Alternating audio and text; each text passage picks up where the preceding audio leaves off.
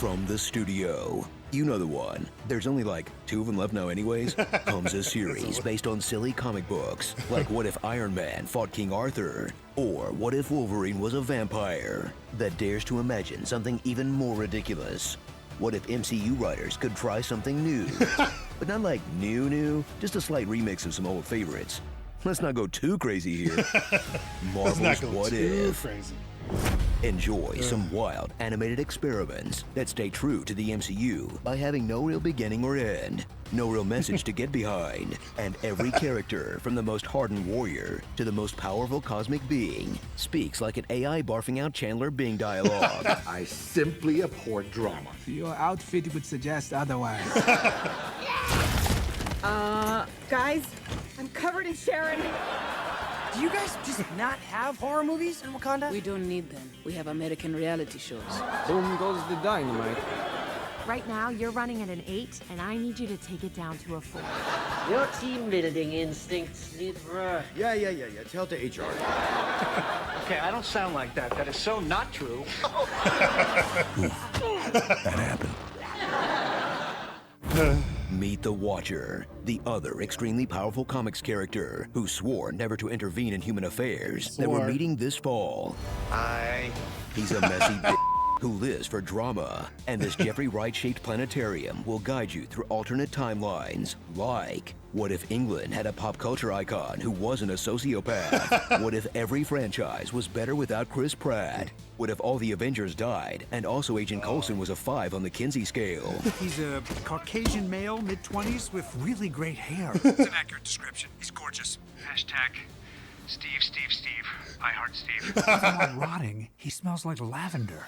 What if the universe had it out for Rachel McAdams? You know, Dr. What's-Her-Face? What if she was the key to all of this? Any interest? What if zombies? You guys still like zombies, right? Sorta?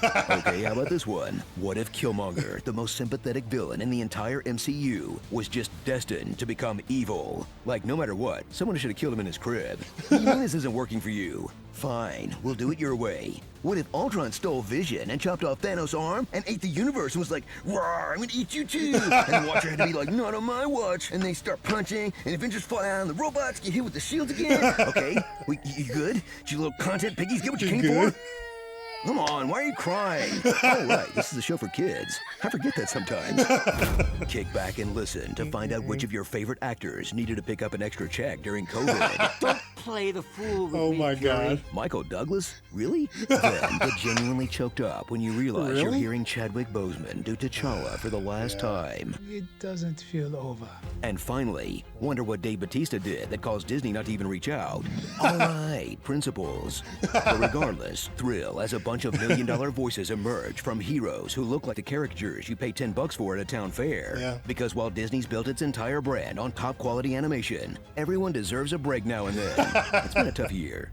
Are we sure they didn't buy DreamWorks too? You know what's hot right now? The multiverse. And after Endgame helped set up the idea of the multiverse, and WandaVision teased the possibilities of the multiverse, and Loki explained the scope of the multiverse, and Doctor Strange 2 gives us multiverse madness. What if we'll drive the message of the multiverse home even further? We're all one of an infinite number of variants going through the same This was before our that, struggle okay. seen only by a voyeuristic space walnut who could save us from our fates at any time but woe. Wow. There had to be an easier way than killing free will to explain why Terrence Howard can't play Rhodey anymore or whatever. He thinks 1 × 1 is 2. So if you want to see your favorite Marvel characters and exciting new stories that stretch the imagination, buy a comic book. But if you want more of the things you already liked, combined with other things you already liked, resulting in something slightly less than the sum of its parts, well, what if there was nothing else to watch until Eternals comes out? Wow, look at him stand there. Can't wait. Starring... Where's their Eternals on a I trailer? only watch the multiverse for the articles. You Captain America. You The cat Captain- is the Pratt. Someone, please take this man's driver's license. Please. Didn't matter what he did. Glove, Death, and Robots. Halloween 3, Season Oh, of the jeez. Witch. Scarlett Johansson. Gundam Wag. Futurama did it. As Guardian did. Pie. Precario. hentai squid, and This is what happens when you mess with a mouse, Robert. you have to die.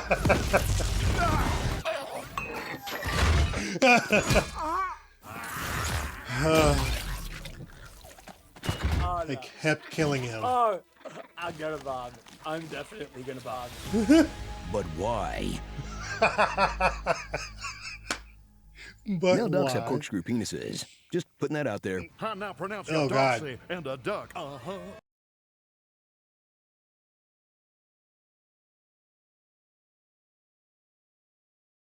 It was already weird. That was actually really good. I'm forgetting that What If came out before Eternals and before Spider-Man and all that kind of stuff. So they didn't really know exactly what was going to happen as far as the multiverse and all that kind of stuff. Plus, was the other trailer out by the time this came out? I'm sure it was.